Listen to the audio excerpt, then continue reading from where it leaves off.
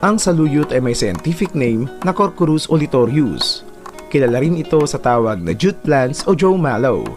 Isang halamang gulay na nagtataglay ng maraming benepisyo. Ang saluyot ay may taglay na anthocyanin, alkaloids, terpenoids, tannins, flavonoids, cardiac glycoside, at mayaman din ito sa calories, protein, fat, carbohydrate, fiber, calcium, phosphorus, iron, sodium, potassium, beta-carotene, thiamine, riboflavin, niacin, at ascorbic acid.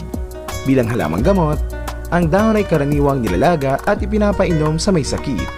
Maaari din itong patuyuin at pulbusin bago ihalo sa inumin. Ang saluyot ay isa sa pinakamasustansyang gulay sa mundo. Pwede itong kainin ng may diabetes, sakit sa puso at mataas ang kolesterol. Narito ang mga sakit at karamdaman na maaaring matulungan ng saluyot. Number 1. Sakit sa atay. Ayon sa Department of Molecular Medicine ng University of Malaya sa Malaysia, nakakatulong din ang saluyot sa mga taong may paninilaw ng balat o sakit sa apdo at atay dahil sa taglay nitong ethanol extract na mabisang alternatibong gamot dahil tinutulungan itong mapabilis ang pagaling ng taong may ganitong kondisyon. Number 2. Hirap sa pag-ihi. Maaaring inumin ang pinaglagaan ng dahon ng saluyot para maibsan ang hirap sa pag-ihi. Number 3. Hirap sa pagdumi. Ang pag-inom ng inumin na hinaluan ng dirikdik na buto ng saluyot ay makakatulong din sa kondisyon ng hirap sa pagdumi. Number 4. Tulo. Ang tulo o gonorrhea ay matutulungan naman ng pag-inom sa pinaglagaan ng dahon ng saluyot. Number 5. Lagnat. Nakakatulong sa pagpapababa ng mataas na lagnat kung iinumin ang tubig na hinaluan ng dirikdik na buto ng saluyot. Ang pinagbabaran din ng dahon ay maaaring inumin para maibsan ang lagnat. Number 6. Kawalan ng gana sa pagkain. Matutulungan ng pinagbabaran ng dahon ng saluyot na mapalakas ang gana sa pagkain. Number 7. Pagtatae. Maaari namang ipainom sa pasyenteng dumadanas ng pagtatae ang dirikdik na buto ng saluyot na hinalo sa honey. Mabisa rin kung iinumin ang pinaglagaan ng dahon ng saluyot na may kasamang luya. Number 8. Pampaganda ng kutis.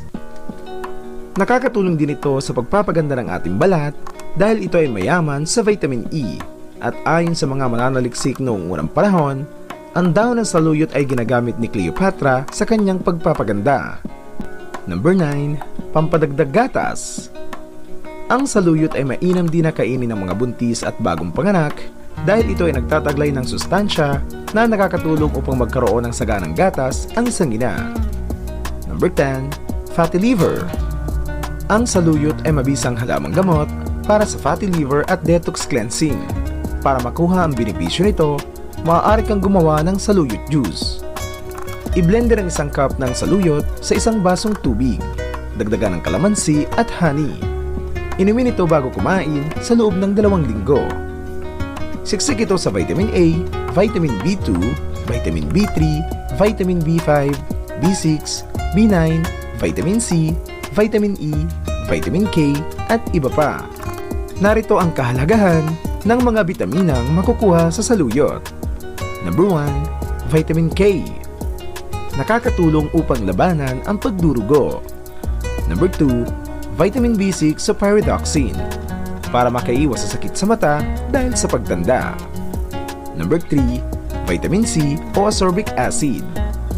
Napakalaking tulong para sa ating immune system, balat, at para makaiwas sa ubo, sipon, at nang hindi mauwi sa pulmonya o impeksyon sa baga.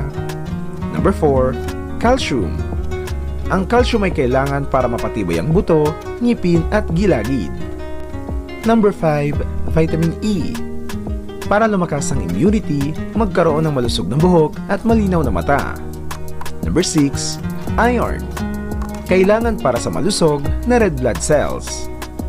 Ang saluyot ay mayaman sa vitamin A, kaya naman pwede nitong mapalinaw ang paningin, sagana rin ito sa antioxidants kaya maganda itong panlaban sa cancer.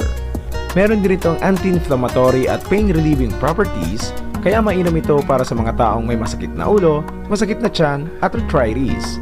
Bukod sa mga ito, ang fiber sa saluyot ay nakakatulong upang malabanan ang alta presyon, diabetes, mataas na kolesterol, sakit sa puso at obesity.